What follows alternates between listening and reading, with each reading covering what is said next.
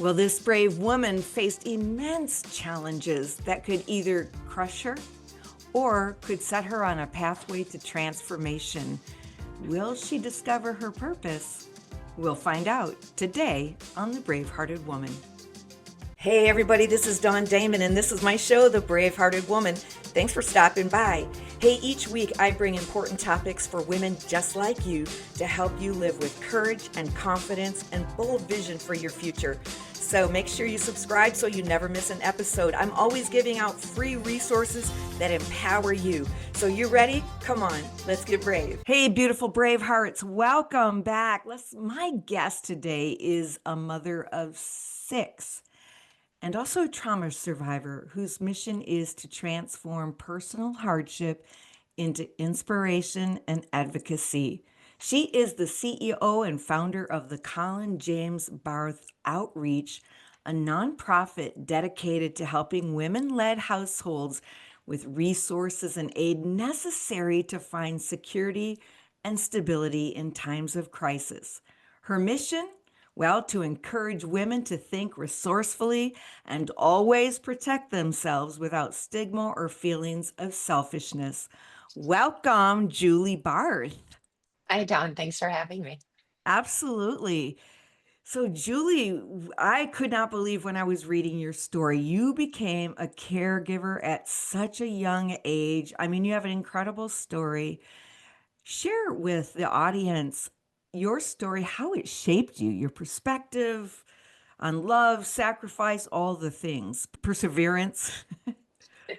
Well, I kind of feel like my life is two different chapters. Chapter one, I ended up marrying my childhood sweetheart. He's my first kiss. We met back up in Chicago after, going to separate colleges and doing our own thing. And it was like I found the piece of myself that had been missing. And from literally the minute we met back up, things moved really quickly. And before we knew it, we had our first son, moved back to the suburbs that we were from. And I had always wanted a really big family. That was my goal. And my first pregnancy was, not expected. The second one was very, very hard to come by. So we were, we had two miscarriages and, we're very happy to find out that our second daughter was on her way, our second child, actually.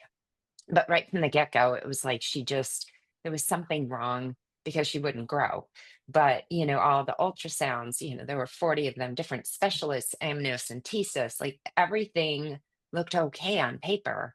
She just wasn't growing. So, at that point, I had some doctors that were telling me, that she was going to come out and not be able to breathe, or that she had trisomy 18, which is 318 chromosomes, and really kind of pushing me toward, you might really want to evaluate whether you're going to follow through with this pregnancy.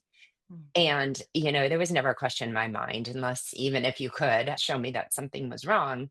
I went off blind faith, and there was a reason why. And luckily, she did stick around. And when she was born, however, she was very, very small. And when I say very, they thought she was going to be 5 pounds, but she came out 3.5. So from that point on, yeah.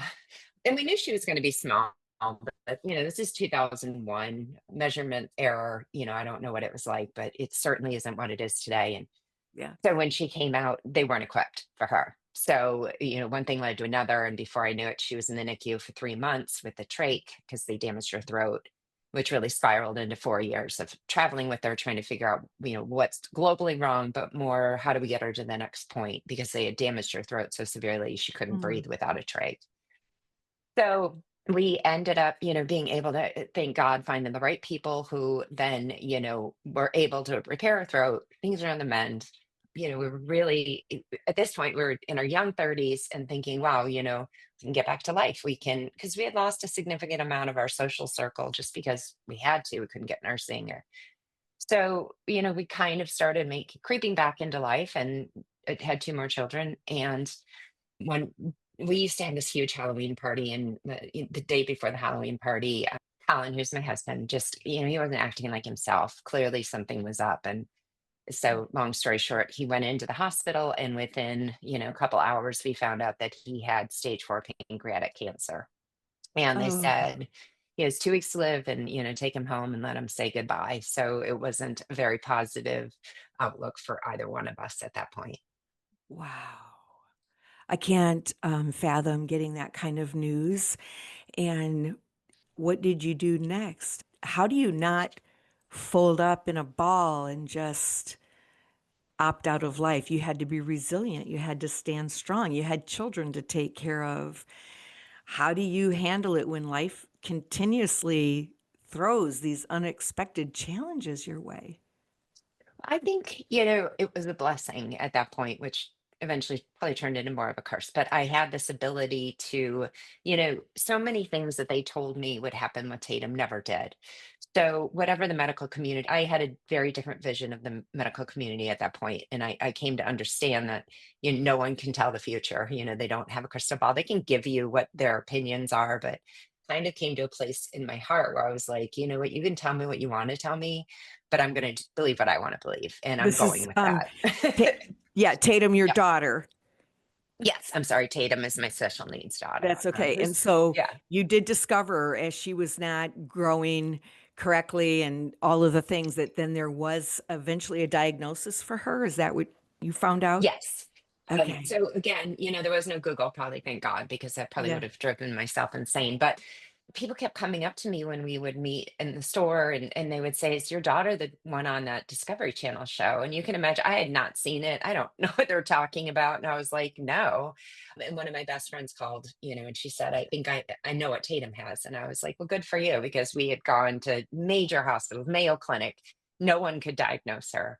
I Googled something called primordial dwarfism. And, she was already 4 years old. The trach was out and she's doing better. And there was this belief by me that eventually, because that's what they tell you, she'll grow out of it. You won't even know she had a rough start. Kids are resilient. And in that moment, I recognized that she was not going to outgrow whatever we were, she was better, she was doing better, but she still had this pretty grim, at that point, diagnosis. Just, a lot of things that come along with it. So, after coming off of that and kind of recognizing that, globally, it really didn't matter what was going on with Tatum. We had to be in the here and now. That is the way that I learned to navigate life was, I'm not going to think about the gravity of something because, it's that book, like What to Expect When You're Pregnant, when you're Yeah. expecting. And you read all these things and you get yourself so caught up in what could happen and all the bad and, could go this way. I've always tried to shut those things out and just say, okay, I'm dealing with this, and try and find that one thing that I can control or one thing to throw my energy in. Just throwing your energy into things that are just wasted energy and worry that may or may not come true. I don't know where that ability came from. Maybe just from fire drill after fire drill. I've learned to, take it's not that I ignore what people tell me, but I do to this day.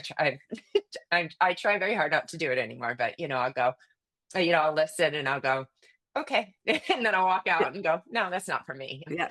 So that's kind of how I handled it with Colin. They said he had 2 weeks left, and I was like, okay, well, we'll see you next year. Like, I wasn't believing in it. And his mother had ovarian cancer, and she actually got 30 additional years and was the oldest surviving ovarian cancer patient at one point. So we kind of hoped that the same would happen with him. Yes, you'd have the same story. You've seen it. You've seen that miracle. It can be his story, his miracle, but it wasn't to be. What happened? He ended up surviving for about 16 months, and, some of them are good, some of them were terrible. And, I was kind of juggling, trying to thank God Tatum was on the road to recovery, and she didn't really require a whole lot of my energy at that point, whether it was because, I had bigger fish to fry and the focus was taken off of her, or, God gave me a break for a little bit. Things kind of eased up with her, and I was able to focus more on him. And he was in a trial and he was that gold, he was a golden child. Like, for anyone who has gone to chemo, you walk in and they give you these little rooms, or two, not even a room, you get a chair and maybe a chair to sit in front of whoever's in chemo. And he was doing so well that they actually would escort us in and give us our own private room. Like, we were rock stars. And we really thought that he was headed to surgery, and something went wrong, and within I think 2 weeks, 3 weeks, we went from superstars to being ejected from the study itself, and that's when things went Mm, really bad.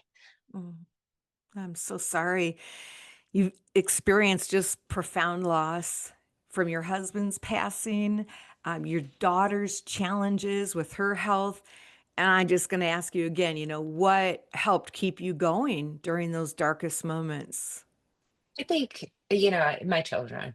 I've always been in it for my kids. Ironically, the mother of six, I never thought that I would have kids. So, they're the things that pull me through, that keep me grounded. And also, I looked to them and I thought, you only have one life to live, not just me, not just Colin, but these kids. And yes, it's sad. Yes, we're going through a lot of gravity but I couldn't get stuck in it. So, I would try and when I was with them, focus on just them. Like I was able to put everything else behind me and whatever else was going on, just, live in my fantasy world, whatever that looked like. I would sneak downstairs with them and just play with them and just, you know, focus on the future because they were always my future. They've always been my future. They still are my future. Um, Yeah. so they really are the thing. A lot of people say, what do you do, for yourself? How do you get away from your children? And I think, if it were not for them, I don't know that I would be here. Yeah, I enjoy, every minute of the chaos and, of course not every minute. um, Most but minutes. yeah, yeah, pretty much. Whatever. I think because I've seen how bad things can go, how quickly they can go badly too, is, I try and live every moment knowing that, life is to be lived. It's not to be, saved. You can't put it, your moments into a piggy bank. I think a lot of people wait to retirement. They wait, oh, till this point or to live. And, you're not guaranteed 2 minutes from now, little less a year from now. So I'm a live in the moment kind of person. I'm sure you definitely learned that during, your experiences because you had to. And I don't know how your daughter is today, but I imagine that you have unique challenges with a special needs child, both emotionally and logistically, all of those things. She's 24 now, and she's a self-taught artist.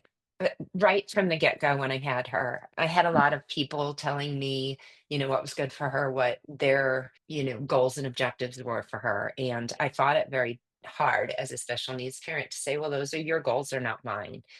Mhm. So, she went to school until it really was just not conducive. And, she's just found her way in the world. So, as far as a special needs kid, it's funny because, none of us look at her like she's special needs. And sometimes, almost like you walk into your house and you don't smell whatever certain, characteristic. Yeah. I forget that she has special needs. And sometimes I'll see a picture of us, like a family picture. And I'm like, oh my gosh, I forget she's so small, So, because she's just Tatum to us. And she, is every bit a normal child.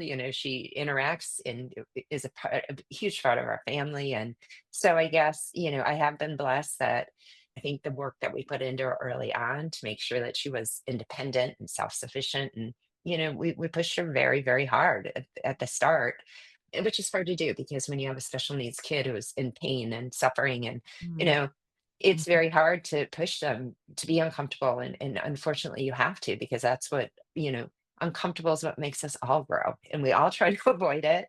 No one Yeah. wants to be challenged or suffering or but those are the only ways to grow. So, as hard as that was, she has suffered, like, when she turned 13, she also came down with a rare form of soft tissue cancer, which is Mm. completely unrelated to what she was. It's just, yeah, if you can choose your path, because people say that, they say, like, you choose the path. Well, she definitely wanted to learn the hard lessons the hard way because she's been learning since she came out of my Oh, womb. So, bless her heart.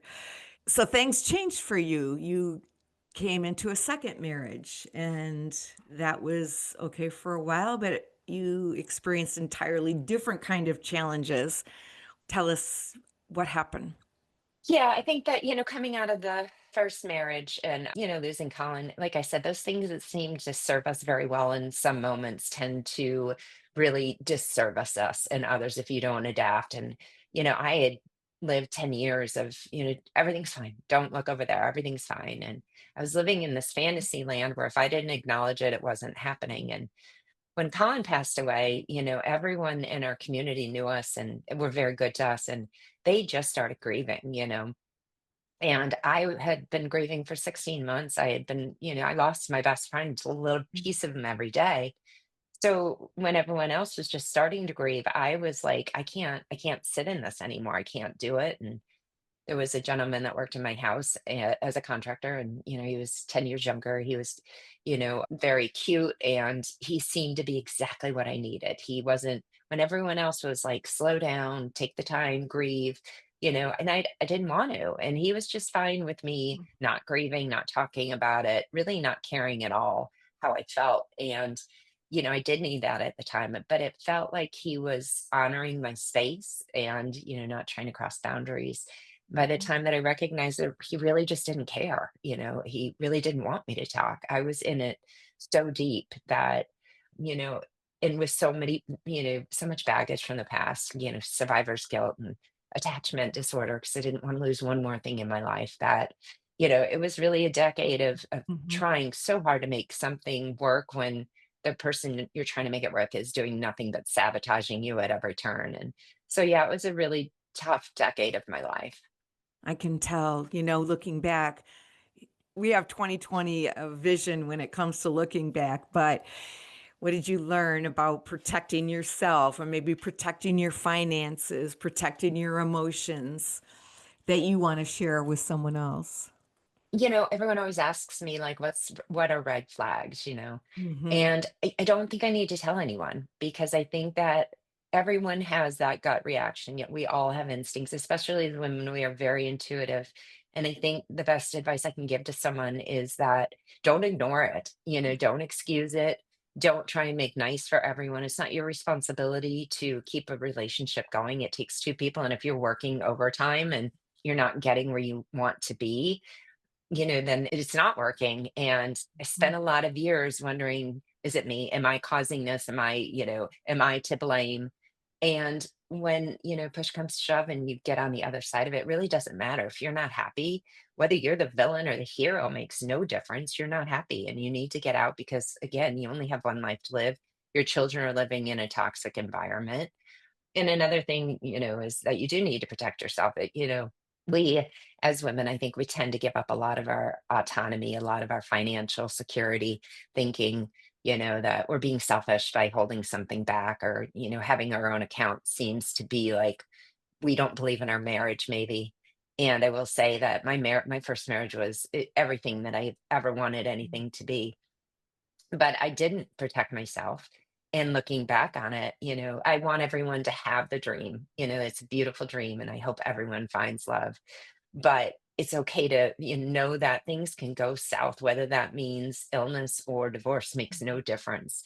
When Colin passed away, they called me a week later and they said, those credit cards aren't yours, rip them up. They were your husband's, because I didn't have a job. I was a stay-at-home mom. And, you know, I think it's great to Wow. want I've always wanted to be a stay-at-home mom, but it's kind of like when people have a dream to wanna be a professional sports star, what do we tell them? Like, "Well, make sure you have a backup plan," things, but we don't tell women that, we don't Right. say, like, Yeah. "Make sure you Yeah. have a backup because it might not work out the way you want," and it's almost like if you do think that, then you somehow aren't committed to your marriage, or, you're somehow protecting yourself because you're not fully committed, and that's, the average woman, when they get divorced, their standard of living goes down 43%. The average man goes down 10. Men are almost set up for divorce. And, I'm Mhm. not saying they do it on purpose, but it's just the reality of what we live. And it continues, I think, to get worse for women out there who, are stuck in these situations. Yeah, I couldn't agree more. I know when I went through my divorce, incredible statistics that that's kind of the highest population of impoverished people or divorced women, especially Yeah. over a certain age. And thank God, it didn't become my story. And I'm so grateful to the Lord for that. But you talked about red flags and not dismissing them. Are there any subtle signs that that you saw that looking back now you're like, I should have seen that? Are there some that we can warn women about? Again, every situation's different. My situation was that he just didn't care about me. I Mhm. was always a drama queen. He was planting seeds behind my back, and he wouldn't come right out and say, like, you're crazy. He would say, like, do you think maybe you need to go see someone?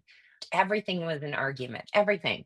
I lived in this complete state of confusion, because what I would say is like, oh, the sky is blue. And he'd be like, no, it's orange. And I'd be like, no, it's clearly blue. And he'd be like, nope, it's orange. And if somebody does that, then, That's the big phrase now, gaslighting. Gaslighting. But yeah, Classic. Classic. yeah, and if someone keeps telling you something that you know not to be true, don't alter your opinion on it. Don't, say, well, maybe we're just seeing if you're living in confusion, there's a reason why. Because I would go to him with like the simplest of arguments, like, hey, can you not come home, 4 hours late? And I would approach it like, okay, I have all my plan in action and I think about what I was going to say. And within 2 seconds, we're no longer talking about him coming home late. We're talking about, how I'm such a bad wife and I can't keep the kids, quiet or whatever it was. It just was like I would be here, and the next thing I know, I'm turned around 3 times and I'm in tears. And I'm like, oh, why didn't I just keep my mouth shut? And that's what they do. They want you to keep your mouth shut.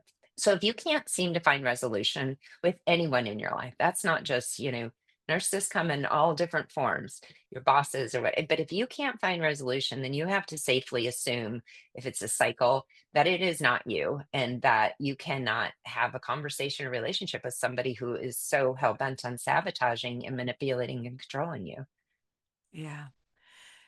Man, you have experienced so much at such a young age. And now tell us, how did you find the healing?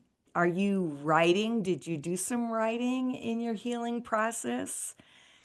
Well, it's funny because I'm a writer now, but I wasn't. And when Colin had cancer, I wrote my first book at the time, though. So it's just coming off the throes of Tatum. And I was just having such a hard time processing because I would take her in for like a cold. And the next thing I knew, she was, flatlining. It was a crazy, crazy 4 years. So when I would sit at chemo with him, he was so sick he didn't want to talk. So I had my BlackBerry and I started writing Tatum's because that was just such a roller coaster ride.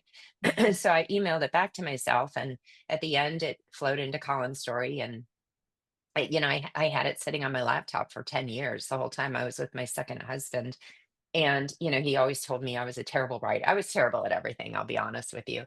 And so I really didn't have the confidence to, I wrote other people's names, I wrote for other people, but I read, when we got divorced or when we were in the throes of it, I finally came to a place where I read it and, I got to the end of it and I thought, it ends when Colin passes. It's called Notes from a Blackberry because it's my notes from my Blackberry. And I thought, gosh, the crazy didn't even start yet. Like it didn't even begin. And then I started recognizing that, nothing that happened to me in the first 10 years of that, those memoirs were something I could do anything about. I didn't make any conscious decisions about, you know, cancer.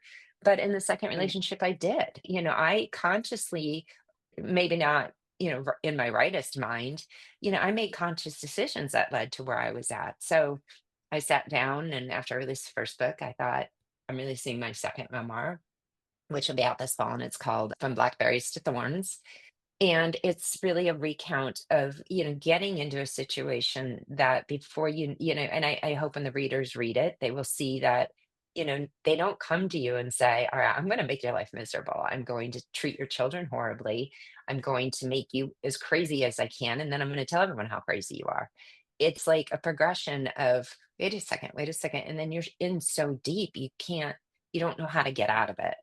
So that's my second book. And then my third book, From Thorns to Blossoms, is where I kind of unpack all of it and trying to make some life lessons and, discuss really the key points and give people practical advice about what to do and how to set it up so that, you are protected and you can do something that makes you feel powerful. And when you feel powerful, you come to the table with a much different perspective than when you feel helpless.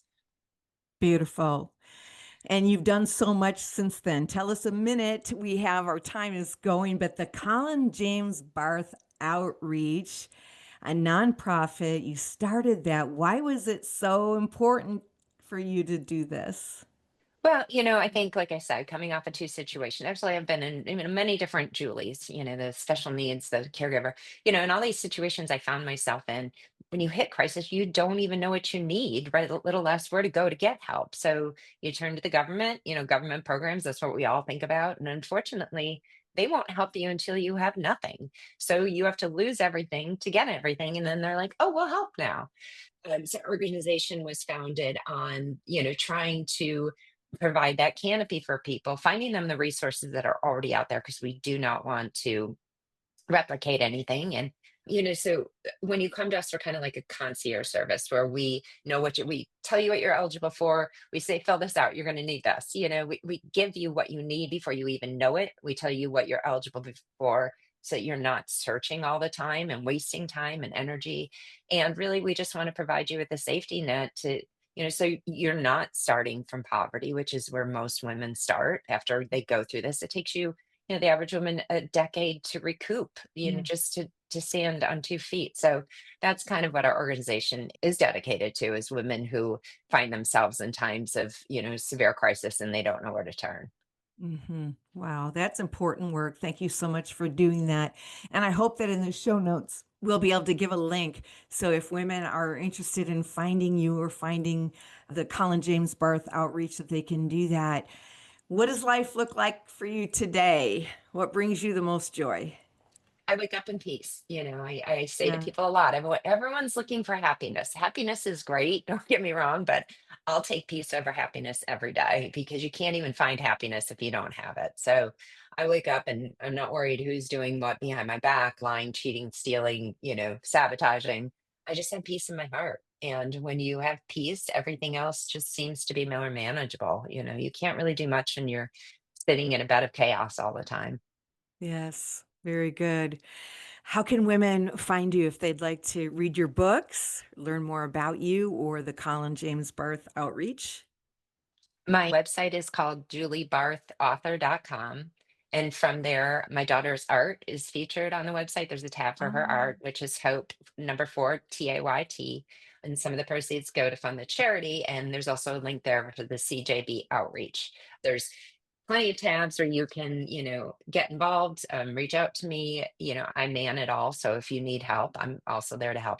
We're really right now focused on, mapping out South Carolina, but I hope to be a great resource to people so that I can help you know what you don't even know, because mhm. sometimes that's the hardest part. Yeah. Thank you so much for being here today. Hey, Bravehearts, you've heard a story of resilience and courage today, of turning tragedy into triumph. And perhaps you need to find that peace as well. I invite you also to my website where I have a free download for you, lots of opportunities for you to learn about true peace. I'm going to leave you like I always do. This is Dawn Damon, your Braveheart mentor, asking you, is it time for you to find your brave and live your dreams?